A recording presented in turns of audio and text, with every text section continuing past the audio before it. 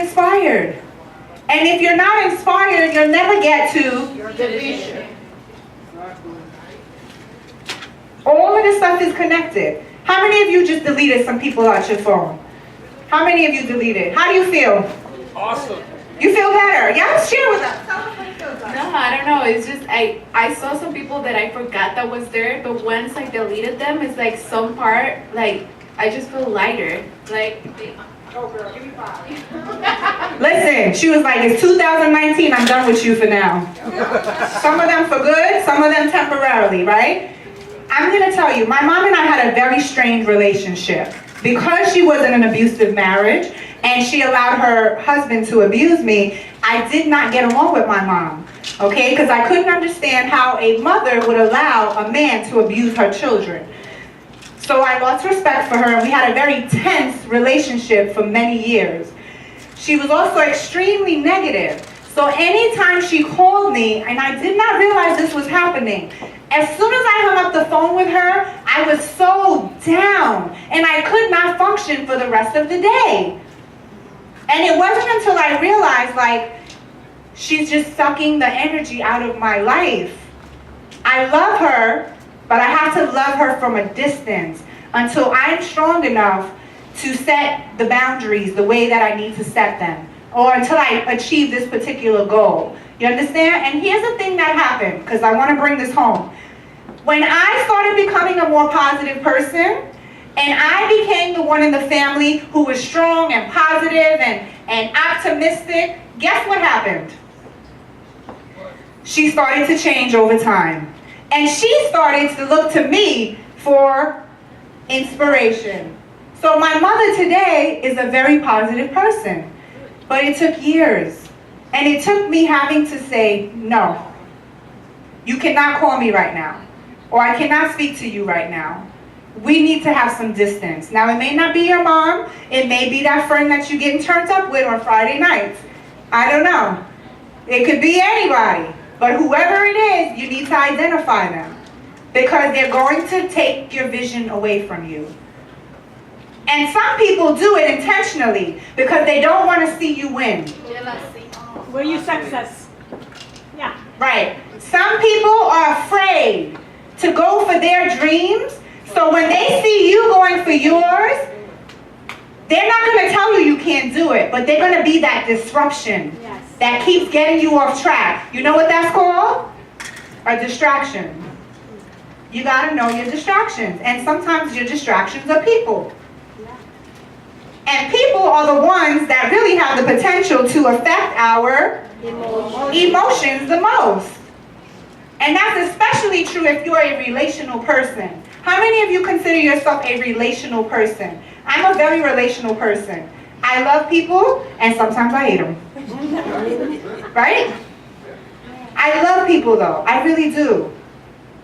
And when I let you in my space, and I let you in my heart, and I let you into my life, I'm going to be for you. But that also makes me vulnerable to the fact that if you hurt me, you're going to affect my emotions. And so there are some people who are not worth the disruption. Other people, you got to give grace because they're growing. They don't mean it.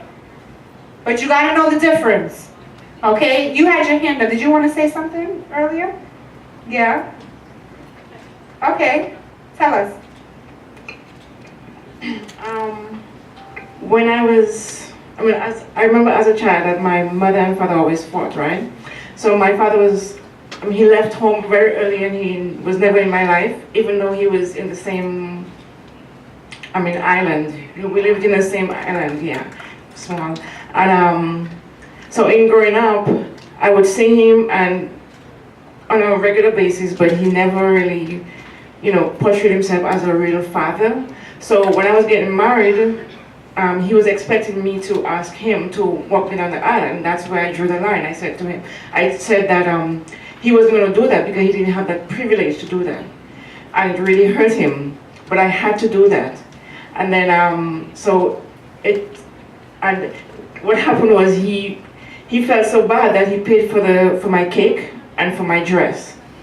And after I had my daughter, one time, because he didn't, that kept him away even more. And then, so one day my daughter was about 4 and she said, Mommy, I don't have a grandfather. I said, yes, you do. So she said, what if I have a grandfather, how come he doesn't come to see me? Or how come, I don't see him? And I told him so, and that's when everything changed. He started, playing a bigger part. So, but I had to do that. Yes. Thank you for sharing that very personal story, because I think it brings to light that sometimes that's a wake-up call for people. That is. And you know what? As leaders, we're called to help people grow, right? Gio spoke about that earlier. As we get better, they get better, right? Yeah. What you did was you were a leader. And you challenged him by setting that boundary to grow and become more. Not even realizing that you probably did that. And I was doing that with my mom, not realizing it wasn't intentional, but I set the bar. I set the bar that I'm not going to accept negativity. My sisters now, I love them. I'm the oldest sibling in the family. They know you cannot bring gossip and negativity to Jessica. I will shut it down because I don't need it in my space. If you have a problem and you need a listening ear, I'll be there for you. I will encourage you. I'll hug you. Like I said, I'm a mother of 3 kids. I'll help you. I'll dry your tears and all of that. But if you're not making the changes and you just want sympathy, that's a whole different story. But we set that example as leaders. Anyone else have anything that they want to share in regards to that, in terms of relationships? Yes. What's your name? Abdul. Okay. I'm going to give you the mic because we want to hear what you have to say. You look like you got something important to say. Yeah. I don't really agree with you. I don't know, man. I feel like we don't have to resist negative people. We really have to welcome them because we can impact them. They need us, and we really have to help them to change. If we quit, if we push ourselves from them, we just letting them go. They're gonna keep being negative, and once they are negative, they're gonna impact our society, and that's really gonna impact us negatively too. And once we change ourselves, they will change automatically because we cannot change them, but we can push them to change, and can help them to move forward and to rid of their negative thinking. For those that didn't really get what he was saying, thank you so much because that was powerful. He pointed out that some of these people that are negative, they need us in their lives to make them better, correct? So to not always just push them aside and give up on them. I'm glad that you said that because as leaders, we have to have wisdom and we have to know when to draw the line and when to be patient, right? So you bring up the point that although we are deleting certain people from our phone, although we're setting boundaries, that there are those people who may be negative because that's all they know, and you know their heart, they want to do better, but they don't really know how. And you're the only person that they really can get some type of inspiration from. So here's what happens in that situation. Was that correct? The way that, okay. So here's what I suggest. Number one, if you're going for a personal goal and you're setting a boundary, it doesn't mean you won't speak to them 3 months later or when your goal is met. It just means that for a sustained amount of time, you need to mind your energy and the vibes and your emotions and who's triggering, right? So it's temporary. Then there are other people in your phone that you know you don't ever need to have another conversation with. And you'll know that because they're the type of people that no matter what good you do, they never see they'll always see the glass as half empty versus half full. So we have to recognize the difference. Sometimes you won't know and time will reveal it, but as leaders, it's important to know when to cut off, when to just put on pause, right? Reynaldo, you want to say something? I saw you raising your hand. Come on. Just to elaborate on what you were saying, as far as being a leader, because as a leader, we're supposed to make that choice. We're supposed to know how to make that decision. You have to be decisive. You have to be able to make a choice. So when it comes to a person being negative, okay, You have to be able to decide whether that person is a negative person or that person is a good person that's just going through something. There's a difference. Because there's people who do, like you said, they do negative things, but they want to do better. They'll tell you that they express it, they give you that energy, and those are people that we as leaders are supposed to experience, give that too. But then there are people that are negative, and you are supposed to, as a leader, cut those people off. There are people out here in this world who have no intentions on getting better, and they will tell you that, like, they are who they are, and that's just it, and they will die that way. So you have to learn as a leader, because we are in a world of balance, positive and negative energy. So just be always be mindful. I agree. Awesome comment. Very powerful. So the question is, how do we stay inspired, right? Because you're going to leave here very motivated. You've had a super duper powerful week. Yes. But the truth is that the weekend's coming and obstacles may arise and life is going to happen. Some of you may walk out of here today into a problem. And how are you going to stay inspired? So I want to give you some strategies that I believe that if you apply them will help you to stay inspired. Okay, a few of them we've already touched on, which is deleting certain people, setting boundaries, watching people's energy, things of that nature. But to take it a step further,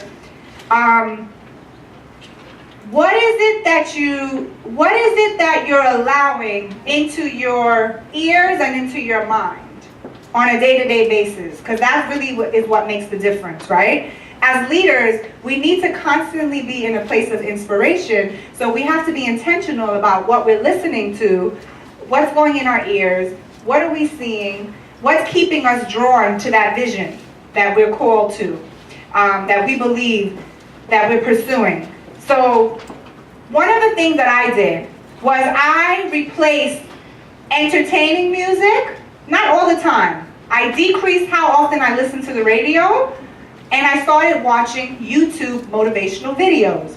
I started watching inspirational videos. I would go to sleep with inspirational messages. Okay, that's one of the things. So inspirational messages, however you get them. For some of you, it'll be a church sermon. For some of you, it'll be a talk by a motivational speaker. For some of you, it'll be music that's uplifting and that pumps you up. It makes you feel like, yeah, I got this. I'll knock this problem out. You need to stay in a place of inspiration. Now, it doesn't mean that you'll have bad days or that you won't have bad days. Life is made up of good days and bad days, right? We can't have the sunshine every day, and you can't have the rainbow without the rain. So there'll be times in your life where there'll be rain. There'll be tears, there'll be disappointments. Doesn't mean that you're not going to make it to your vision, okay? So staying in a place of inspiration by listening to inspirational music and talks and different things. The other thing is something called the power of visualization. I know this works because I personally did it myself, and it helped me to become the founder of a award-winning organization, Look Up and Beyond. It helped me to become a best-selling author. It helped me to raise 3 incredible teenagers. One of them who's going to her dream college right now. She just finished her first semester. It helped me to have a successful marriage. It helped me to do the things that were part of my vision, right? Your vision's going to be different. But here's the thing. Visualization is very powerful, because visualization is when you put yourself in the picture frame of your future self. So you begin to imagine who you are. You begin to feel the emotions of that person that you envision yourself to be 5 years, 10 years, 15 years down the line. Okay, so we're going to do a little exercise. Y'all with me? Yeah. Okay, we're going to do a little exercise. Put everything down out of your lap, out of your hands, and I want you to sit with your hands on your lap. Just sit, and I want you to just relax. Just relax. Just chill out. No cares, no worries in the world. Don't worry about your bills, don't worry about kids, don't worry about nothing. Just chill, clear your mind, hands on your lap, put everything off. Close your eyes. You're not looking at me. I want you to see your future self. Your future self. What does he look like? What does she look like? How are they walking? How are you speaking? What is your posture like? Who are you impacting? Do you feel ambitious? Do you feel impactful? Do you feel hopeful? I want you to envision what you're doing. Are you leading an organization? Are you a business owner? Are you one of the top engineers in your field? I need you to envision who you are 5-10 years from now. How you're walking. Remembering where you came from and how difficult it was. But you made it to that point. Looking back one time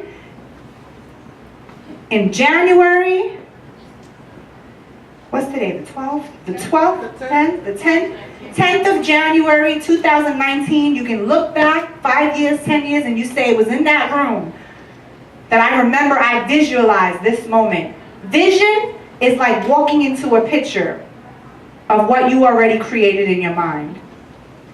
What degrees have you earned? What awards and recognition did you receive? What children are you raising? How are your relationships? 5 years, 10 years. I need you to see yourself, your future self. You are not where you're not the person you are today 5-10 years from now. You're stronger, you're better, you're wiser, you're more impactful. How does your bank account look? Somebody's securing them bags. Somebody's debt-free. Somebody's making progress on their student loans. I need you to envision it. And I don't want you just to envision it. I need you to feel it. Feel proud of your accomplishments. Feel grateful for your blessings.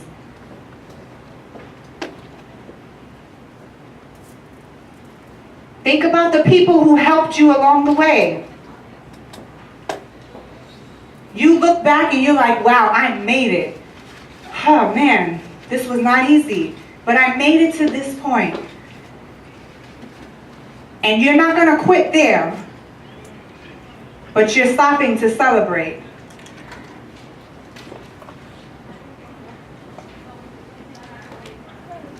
Some of you are impacting the world in 5-10 years. Some of you are going viral for a good reason. Some of you are changing your communities. Some of you are developing other leaders. Some of you are going to look the person in your eye that told you you couldn't do it, and you ain't got to say nothing but stand there. Because they see that you did it. There were a lot of people back in the days that told me I would never make it. And guess what? A lot of the people call me for advice now. And they read my books. And I'm not saying that in an arrogant way. I'm saying that with all gratitude.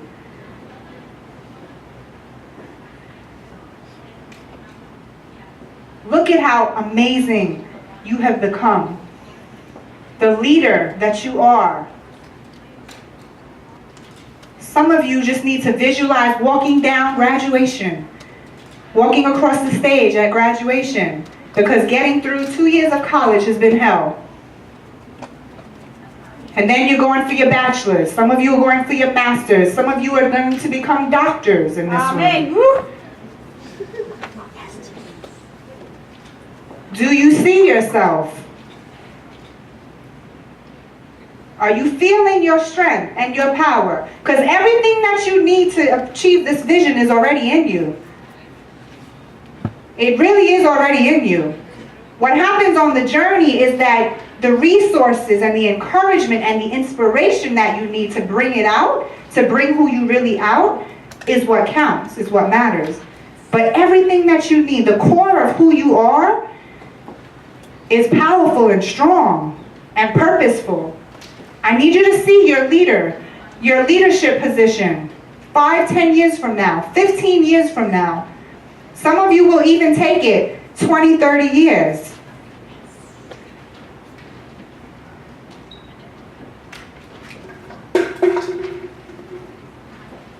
Who wants to share what this experience feels like?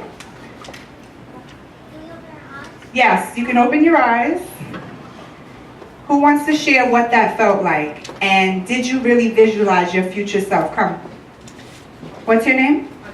Andrea, okay. So tell us, did you really visualize your future self? Yes. Yes. Tell us about it. Okay. Hi everybody, I'm Andrea. I visualized that I started slowly, but actually after coming to, this seminar, I put everything on my board.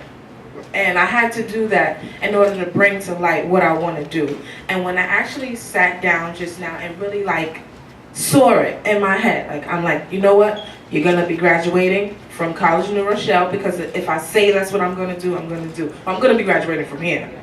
And then after that, my next step, College of New Rochelle. I'm going to be a registered nurse. I see that. I'm going to be working in a hospital. I see that. I'm going to make my own business as a daycare. I see that. So when I'm just sitting there, sometimes I'll say things and I'll be like, I could do it, and then sometimes I'll get discouraged. But just sitting there and taking the time out to say, okay, you know what? I see that. That's going to be there. That's my plan. Put it on the board. And when she was talking about the vision board, it works. It works. So that's all I wanted to share with everybody. Thank you. Thank you. Anybody else? Come. Yes. What's your name? Tizo? Nice to meet you. Okay, we want to hear from you. All right, Tizo's up. Yeah, I'm from Togo, West Africa, and I'm here in school and doing my business classes, and I want to create my own business, and I want to travel all around the world, and I want to create my own business in the United States, in Africa, my country, Togo. And then I want to build a school for children to help them, those who don't have. Some African countries are poor. My country is poor. There are a lot of poor people. So children don't have a good education. They don't have their parents don't have money to pay to support them in school, to pay school fees. Because if you don't pay school fees, they will kick your children out of school. So that's what I want to do. And all those things I need some fun. So when I sat there, I was thinking about it. I can see that vision come true. Thank you. Okay, anybody on this side want to share? What feelings evoked for you when you envisioned your future self? What were some of the emotions? Share with me some of the emotions. Victory. Yes. Victory. I like that word. Woo. Happiness. Accomplishment. Excitement. Excitement. Hope. Belief. Yes. Harmony. Oh, yes. I love that. Happiness.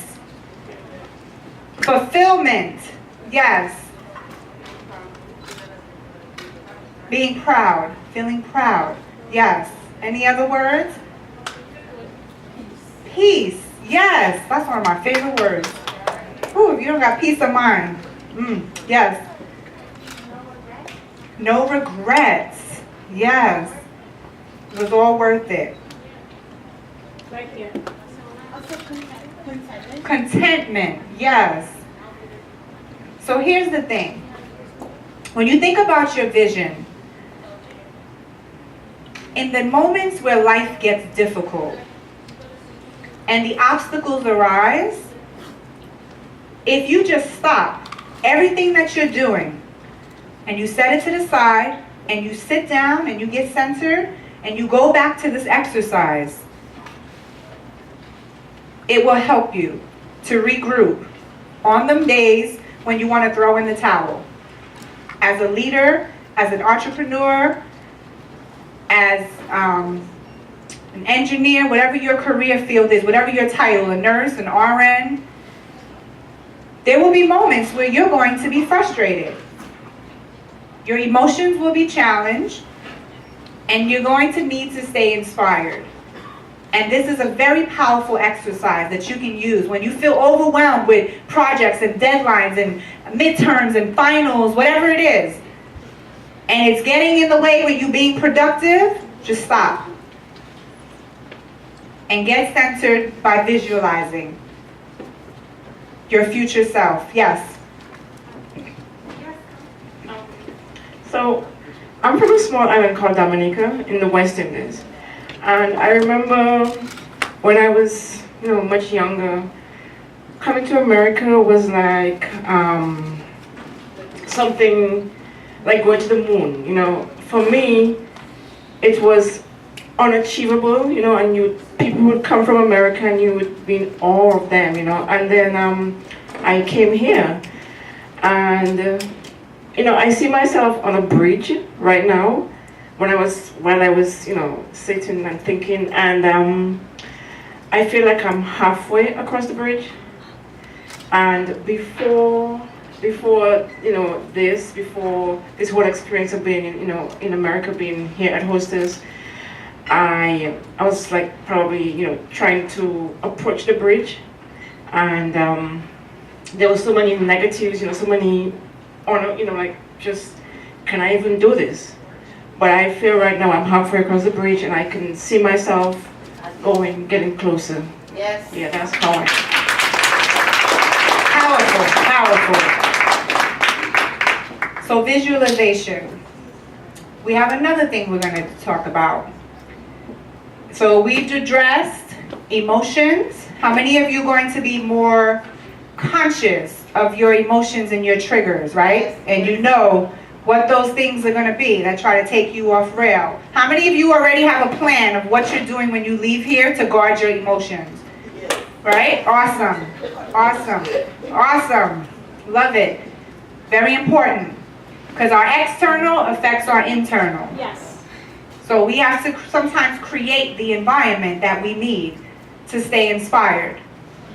If we don't stay inspired, we're not going to be effective leaders, because nobody's going to follow somebody who feels hopeless, who feels down, who feels defeated. Let's go back to that index card A, that leader that you wrote down. The qualities that you shared about them. What made you pick them? Somebody share with me, who was the leader that you chose? You don't have to, but you can if you want to. Hi, my name is Lisa. The leader that I chose is a 3-year-old child. Her name is Harmony. The reason why I chose her was that she is a survivor of meningitis. She lost all 4 limbs. But what inspired, as I said, I spoke about self-acceptance because I couldn't accept myself. Like, I hated myself. But every time when I go on her page, she's always smiling. She's always happy. And I ask myself, like, why is it that she doesn't have anything? Look at her situation. She's always happy. She's always smiling. And then I figured out that, I'm looking for happiness, but she created her own happiness. Wow. And then I realized that that's what I wasn't doing. I was searching for happiness. I was searching for self-acceptance, but she was creating it. So as I was looking at her page, I gave her mom a message, and I told her mom, thank you. And she told me that because she's not old enough to understand. But she told me when she's old enough, she'll pass it on to her and tell her that, you're an inspiration because you inspired me. You changed me, and I want her to know that before, if I passed away, I want to say, this is what you did for me. Thank you. Wow. Now here's the thing about that. That was powerful. Because she said she wrote down the name of a 3-year-old. Did y'all catch that? Yes. She didn't say a 30-year-old. What does that say? You can get inspiration from anyone. Right? A 3-year-old. And I love that. There's a gentleman named Nick Vujicic. I don't know if I'm saying his last name right, but when I was first introduced to personal development plan and I started working on my personal self-improvement plan, which is what Gio spoke about earlier, was Nick Vujicic was one of the people that I came across. And he also, you know, doesn't have all of his limbs. Yes. But he's one of the most inspirational speakers and transformational speakers. Why? He created his own happiness. Yeah. A lot of relationships fail because the parties are in the relationship looking for the other person to make them happy. Yes. Instead of coming and bringing their own happiness and adding happiness to the other person. I know, because I did it in my marriage. I was miserable. When I first got married, I was looking to my husband to make me happy, not realizing that happiness is an inside job, and it starts with me. So thank you for sharing that. Anyone else? Yes.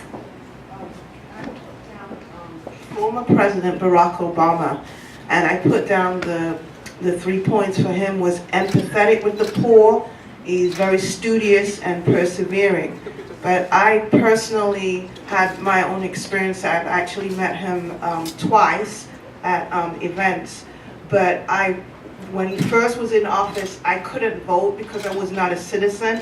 But then the second time I became a citizen, I was able to vote for him. Awesome. So here's what I'd like you to do. I would like you to compare index card A to index card B, and I want you to compare it and see if you have any of the qualities as a leader in that experience that you wrote down, as the leader that you shared that you look up to. How many of you have those same qualities that you admired in somebody else, but you never saw them in yourself and you never gave yourself credit for them? How many of you can relate to that? You see the good in everybody else, but you don't see it in you. You see the power in everybody else, but you don't see it in you. You see the accomplishments and you celebrate other people, but you don't see it in yourself. You don't celebrate yourself. Today I'm giving you permission to celebrate yourself. Thank you, Celia. Because some of you have never celebrated the fact that you are where you are. And every level of your life has brought you to this point and prepared you for what's ahead. And so often when we look at what we don't have, so we can't be grateful for what we do have. Somebody said the word contentment over here earlier. Who said contentment? It was you, right? Contentment does not mean acceptance. Meaning, just because I'm content where I'm at doesn't mean I accept that I'm going to stay here. Okay? I want to go through one more word and then I want to show you a video clip. And we're going to close out with something called affirmation. So here's the thing. The word I want to touch on is fear. Fear.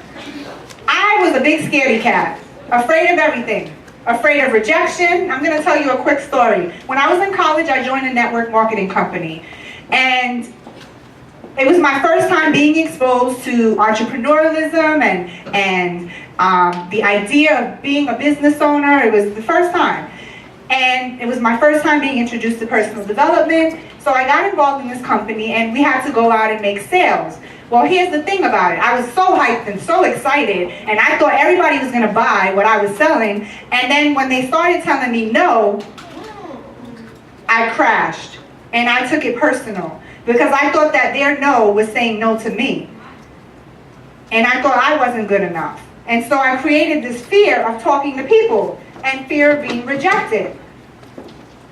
Some of us are so afraid to make a mistake or afraid of being rejected that we won't move forward toward the vision. And recognizing that fear is not a person. It's just a sign. Meaning that it's a sign of what needs to be tweaked. Of what can we grow, what can we learn from fear. Fear is a symptom, not a death sentence.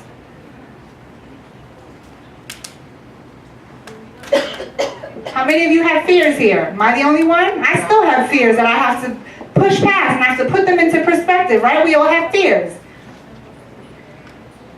Feeling the fear is not bad because it's what? It's a normal emotion. It's a normal emotion. It's just what do we do with the fear? Do we let it stop us or do we put it into the right perspective and say, you know what? Even though I'm afraid, I'm going to press forward. And as leaders, you're going to feel afraid.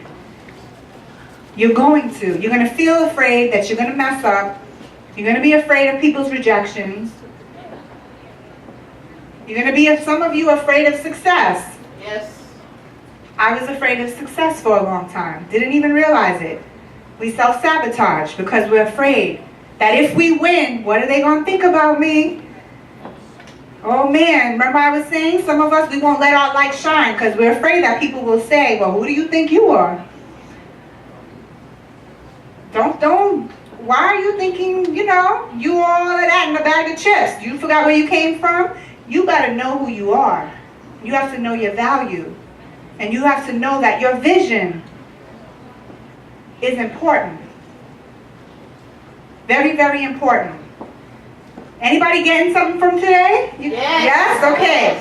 So, where is Jason? Am I ending at 3? Okay. Just checking. Just want to keep track of time. I don't like to go over time. So we talked about fear. So I'm going to show you a video clip. Okay? But y'all got to really pay attention. So I really need you to sit up, move forward, and really take it in because it's powerful, transformational. Y'all ready? Yes. Y'all don't sound ready. Yes. Yeah? Okay. All right. I'm a little more convinced. Okay.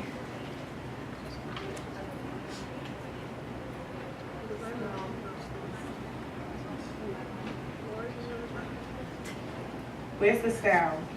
There. So, Coach, how's